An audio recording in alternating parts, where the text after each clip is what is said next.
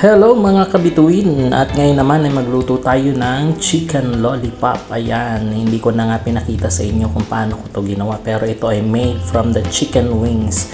Actually, itong chicken wings na ito ay pinutol ko yung dalawang piraso. Tinanggal ko yung pinakandulo nito at aking hinila papunta sa kabilang dulo at para ito ay itsura na lollipop. Ganun lang mga kabituin, at ito ay aking isinawsaw sa itlog at sa harina, tapos ay ipinirito natin. So ayan mga kabituin, after ng maprito ay eto na nga ang ating chicken lollipop. Inyo na lang gawan ito ng sarili nyong sausawan.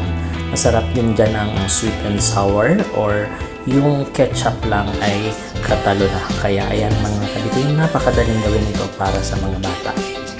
Paborito ito ng mga bata, kaya pwede nyo na itong luto. So yun guys, maraming salamat sa inyong panonood.